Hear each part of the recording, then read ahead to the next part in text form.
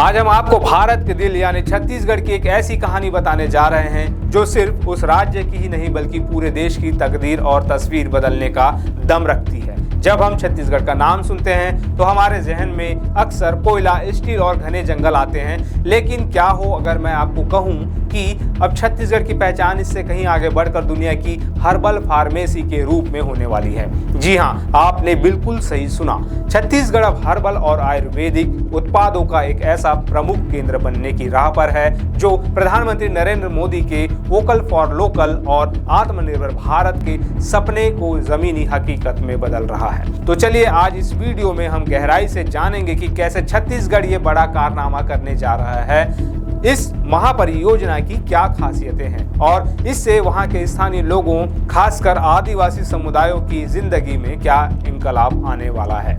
जो तस्वीरें आप अपनी स्क्रीन पर देख रहे हैं वो किसी मल्टीनेशनल कंपनी के प्लांट की नहीं बल्कि छत्तीसगढ़ के दुर्ग जिले के जामगांव एम में स्थापित की गई मध्य भारत की सबसे बड़ी और सबसे आधुनिक सेंट्रल प्रोसेसिंग यूनिट की है। ये कोई मामूली फैक्ट्री नहीं है, ये एक सपना है जो अब साकार हो चुका है। छत्तीसगढ़ राज्य लघु वनोपज सहकारी संघ द्वारा निर्मित इस विशाल इकाई का हाल ही में प्रदेश के मुख्यमंत्री श्री विष्णुदेव साय जी ने लोकार्पण किया है। ये वो जगह है जहां से फॉरेस्ट टू फार्मेसी मॉडल की शुरुआत हुई है। अब आप सोच रहे होंगे कि ये फॉरेस्ट टू फार्मेसी मॉडल आखिर है क्या। चलिए मैं आपको आसान भाषा में समझाता हूँ। सोचिए, छत्तीसगढ़ के घने जंगलों में रहने वाली हमारी आदिवासी बहनें और भाई जो पीढ़ियों से जड़ी बूटियों को पहचानते हैं, ये इन कीमती वनोपज को इकट्ठा करते हैं। पहले ये कच्चा माल शायद बहुत कम दाम पर राज्य से बाहर चला जाता था, लेकिन अब इस यूनिट के बनने से वही कच्चा माल सीधे इस अत्याधुनिक प्लांट में आएगा। यहाँ उसकी प्रोसेसिंग होगी, वैल्यू एडिशन होगा और यहीं पर उच्च गुणवत्ता वाली आयुर्वेदिक दवाइयाँ, तेल, सिरप और टैबलेट्स बनकर तैयार होंगी। यानी जंगल से निकली जड़ी बूटी सीधे दवाई की शीशी तक का सफर अब छत्तीसगढ़ में ही पूरा होगा। इसी को कहते हैं फॉरेस्ट टू फार्मेसी। चलिए अब जरा इस यूनिट की भव्यता के बारे में जानते हैं। ये पूरी इकाई लगभग 27.87 एकड़ में विशाल क्षेत्र में फैली हुई है।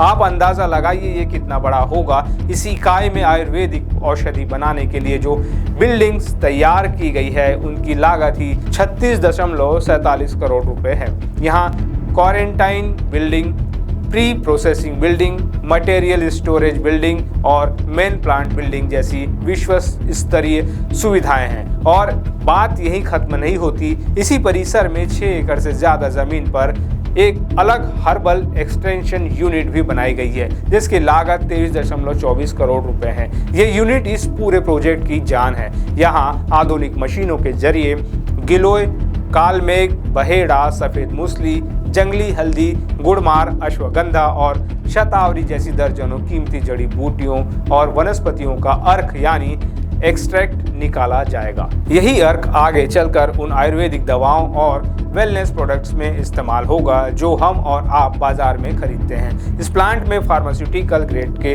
उपकरण लगाए गए हैं। अनुमान है कि ये अकेली यूनिट हर साल लगभग 50 करोड़ रुपए के आयुर्वेदिक और औषधि उत्पादों का उत्पादन और प्रसंस्करण करेगी। ये आंकड़ा छत्तीसगढ़ की अर्थव्यवस्था के लिए एक बड़ा बूस्ट है। छत्तीसगढ़ के मुख्यमंत्री श्री विष्णुदेव साय जी की पहल पर राज्य में वनोपजों के प्रसंस्करण और वैल्यू एडिशन पर खास जोर दिया जा रहा है। राज्य सरकार ने अपनी नई उद्योग नीति में भी वनोपज प्रसंस्करण इकाइयों को थ्रस्ट सेक्टर यानी प्राथमिकता वाले क्षेत्र में शामिल किया है। इसका मतलब है कि जो भी उद्यमी इस सेक्टर में काम करना चाहेगा उसे सरकार की तरफ से विशेष प्रोत्साहन और मदद दी जाएगी। ये कदम स्थानीय उद्यमियों को क्वालिटी प्रोडक्ट्स बनाने के लिए प्रोत्साहित करने और आत्मनिर्भर भारत के विजन को ताकत देने के लिए उठाया गया है। इस यूनिट का संचालन और मार्केटिंग पीपीपी मोड यानी पब्लिक प्राइवेट पार्टनरशिप मोड पर किया जाएगा, जिससे सरकारी निगरानी के साथ साथ प्राइवेट सेक्टर की एफिशिएंसी का भी लाभ मिलेगा। अब आते हैं इस कहानी के सबसे खूबसूरत और महत्वपूर्ण पहलू पर। इस प्रोजेक्ट का आम आदमी पर, खासकर मेरे आदिवासी भाई बहनों पर क्या असर पड़ेगा। ये यूनिट सिर्फ कंक्रीट की इमारत नहीं है, ये हजारों परिवारों के लिए एक उम्मीद की किरण है। अनुमान है कि इस सेंट्रल प्रोसेसिंग यूनिट से 2000 से ज़्यादा स्थानीय लोगों को प्रत्यक्ष और अप्रत्यक्ष रूप से रोजगार मिलेगा। सोचिए, जो वनवासी समुदाय कल तक केवल वनोपज का संग्रहण करता था, अब उसे संग्रहण के साथ साथ प्राइमरी प्रोसेसिंग के काम में भी रोजगार मिलेगा। इससे उनकी आय में सीधी वृद्धि होगी। इस पूरी प्रक्रिया में महिला स्व सहायता समूहों की एक बड़ी भूमिका होगी, जो महिला सशक्तिकरण की दिशा में एक मील का पत्थर साबित होगा। जब स्थानीय लोगों को ये पता होगा कि वे जो जड़ी बूटी जंगल से ला रहे हैं वो किसी बड़ी बीमारी की दवा बनेगी और उसकी अच्छी कीमत उन्हें अपने ही गांव के पास मिल जाएगी, तो उनका आत्मविश्वास और आत्मनिर्भरता दोनों ही बढ़ेगी।